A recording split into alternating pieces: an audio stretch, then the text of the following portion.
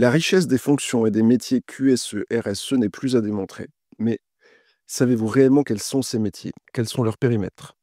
Comment ces fonctions sont-elles appliquées concrètement dans l'entreprise? Je suis Benoît Krigel et à travers ces podcasts, je vous propose des témoignages d'experts afin de vous aider à saisir les caractéristiques et les enjeux de leurs fonctions. Écoutez vos pairs, présentez avec enthousiasme leurs attributions et partez à la découverte des métiers QSE et RSE. Bonjour Rebecca, bienvenue à toi. Je suis très heureux de t'accueillir aujourd'hui. Est-ce que tu peux rapidement te présenter, s'il te plaît? Bonjour Benoît, merci, de ton accueil aujourd'hui. Moi, je suis donc Rebecca Toth, je suis la directrice générale d'Ixir. Ixir, c'est une start-up qui a été créée, il y a 3 ans maintenant et qui propose une plateforme qualité qui intègre nativement de l'intelligence artificielle. Très bien, merci. Comment l'IA peut-elle être utile au niveau opérationnel, justement, en qualité? Alors, une IA, c'est comme, une machine industrielle. Ça se conçoit, ça se design pour répondre à des problèmes du quotidien qui sont, rencontrés par des utilisateurs. Donc, quand on parle d'IA pour la qualité, on se pose évidemment les questions de, qu'est-ce qui fait que le métier de responsable qualité est si difficile, aujourd'hui? Et on se rend compte qu'en fait, ils ont quand même de lourdes responsabilités et qu'ils n'ont pas toujours les super pouvoirs ou les super outils dont ils ont besoin. Alors que grâce à l'IA, ils vont pouvoir aider à la diffusion de la culture qualité et à la montée en compétences.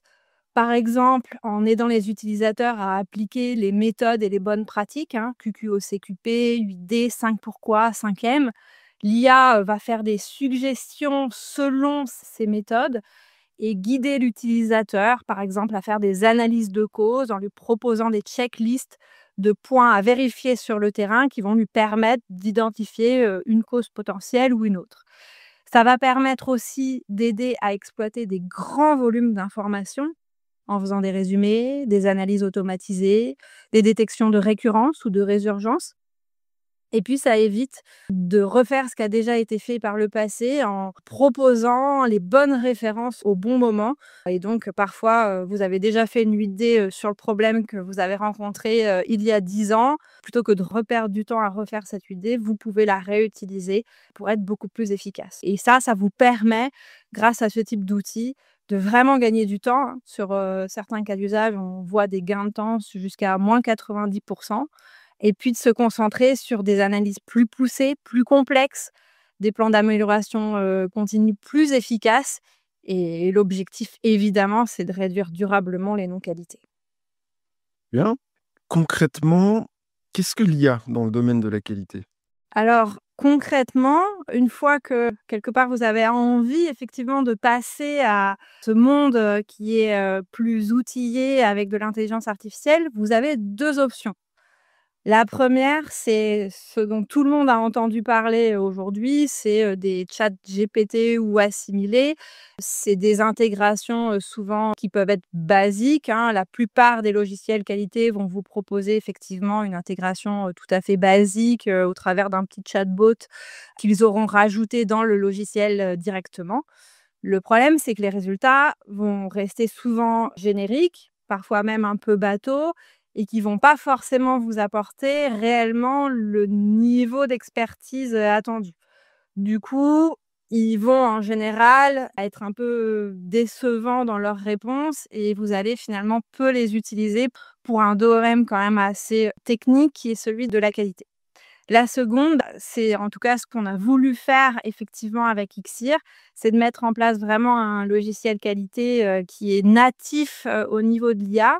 Parce qu'alors vous allez vraiment pouvoir exploiter votre expertise à vous. Donc vous allez pouvoir avoir des résultats, comme on l'a dit, hein, des automatisations, des propositions, des recommandations qui viennent vraiment de votre métier, de vos données et donc qui vont vraiment du coup devenir un vrai assistant qualité dans votre quotidien, à la fois, pour vous en tant que responsable qualité, mais aussi, pourquoi pas, pour d'autres, utilisateurs dans l'entreprise parce qu'on sait que la culture qualité, il faut absolument qu'elle se diffuse au sein de l'entreprise. Et merci beaucoup Rebecca pour ces éléments. Qu'est-ce qui te plaît à toi en particulier? Qu'est-ce qui te fait kiffer dans tes activités en qualité au quotidien? Alors, avant de lancer Xir, hein, j'ai travaillé donc, sur des gros projets industriels au sein d'EDF, donc, au sein de l'ingénierie nucléaire et dans le domaine de la qualité, notamment de la qualité, fournisseur. J'ai vu l'impact des non-qualités et à la fois sur les projets, mais aussi sur les équipes. C'est des sujets qui sont souvent, assez, transverses et complexes à traiter et ça a toujours été le fil rouge de ma carrière, de rechercher de la performance, de l'efficacité opérationnelle, notamment au travers de l'innovation. Tout simplement parce que je considère que travailler de manière, efficace, en simplifiant aussi parfois un peu, les processus et en redonnant, du sens, qui est pour moi vraiment le fondement effectivement, de la qualité, fait qu'on travaille avec enthousiasme et qu'on sait pourquoi, on fait les choses et c'est ça que représente la qualité pour moi. C'est vraiment un véritable levier de performance opérationnelle et c'est pour ça que j'ai créé, Xir pour, voilà, transformer la qualité et accompagner les équipes qui sont souvent très engagées, mais qui ont pas toujours les moyens d'accomplir vraiment les miracles qu'on leur demande. Rebecca, je te remercie beaucoup pour ta participation Merci à toi, Benoît. et puis je vous dis à très bientôt pour un nouvel épisode de ce podcast.